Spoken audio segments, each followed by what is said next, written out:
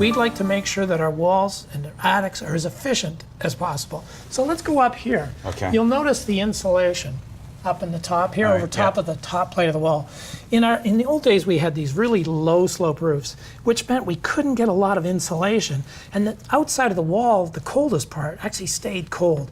And it ended up being a problem. So what Lexar has done is pulled the roof up. They actually do what's called a raised heel truss to get more room. And now you can have a full depth of insulation over top of that top plate. I see. This improves the thermal performance of your attic by about 10%. Simply by moving it up a little bit, you can get full insulation underneath. It's called raised heel truss. Right. Again, in our experience, less than 5% of the builders in the country are doing that. Again, you hear that sound? You know what that sound is? That's the sound of my house falling apart. Well, not falling apart, but it's not the performance you might expect over time, right? That's really what this is But about. Gordon, the thing is, I paid a lot of money for that. Sure. house, right? And for a few And I'm paying for it dollars every more. month. Every month I'm writing a mortgage check for a house that you're telling me didn't have the science built into it. And slowly the elements are having an effect upon it.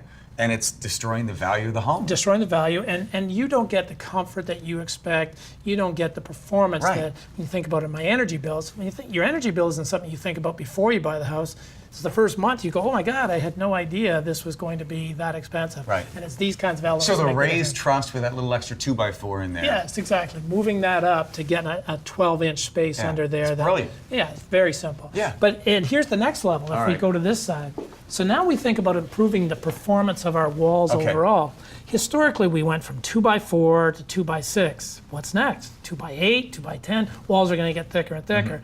What we started to realize is we don't necessarily need to add more more wood in our walls. What we really like is a continuous insulation on the outside. So here's a very simple product. It has an R value of R3, Okay. which is more efficient actually than the wood stud that it's going over top of. This simple little product, 1/2 inch of foam on the outside, improves the performance of a wall by roughly 25%. Okay. The thermal performance of the wall. Very few builders choose to do this. Lexar is offering this, and you can imagine in behind this 50-year siding, 100-year siding, wouldn't it be nice to know that you had insulation improving the performance of that wall by that much? And that's just one of a few examples. Let's go around to the other side and I'll show you a couple more. Okay, cool.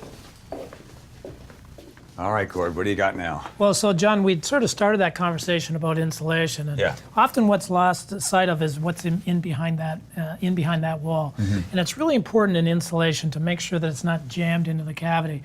That's really hard, frankly, for contractors to do, hard for them to be successful with. So Lexar has chosen a different approach. Let's use a material, it's called blown-in batter bibs. Okay. One that gets a much higher R value than is typical, about 10-15% higher, but more importantly, it goes in so consistently. Notice there's no gaps, there's no voids, no compressions. With traditional bad insulation, the guys are jamming it in, really hard to make it work right.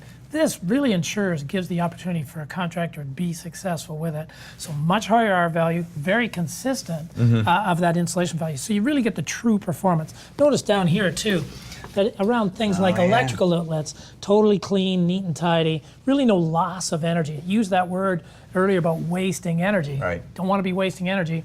The problem if we don't get this done right at the time, this doesn't get work done until somebody does a major remodel 50 years from now. All those years you'd be wasting heat. So traditional bad insulation, not installed correctly, reduces its R value by 15%. This actually increases the R value by about 10 or 15%. So it's a really nice flip. Yeah.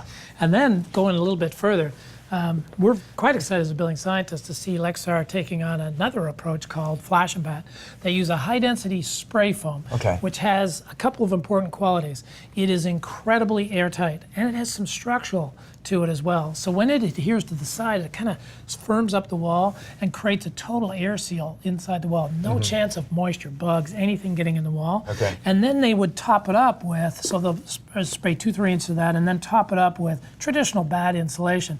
Now we're not worried as much about air leakage around the bats because we've got this spray Well, foam. why not just spray the whole thing and not do this? Yeah, absolutely. It's totally possible to do, but Lexar is always trying to look for cost effectiveness. Yeah. So this gets you the performance without a huge amount of cost. So it's a really cost-effective way of improving the performance of the wall from 23 to 25. I got it. Plus the air leakage. So this does the sealing and this does the insulation. This is an insulator as well. Okay. Very high R value actually, but this adds up or tops up that insulation. I got it.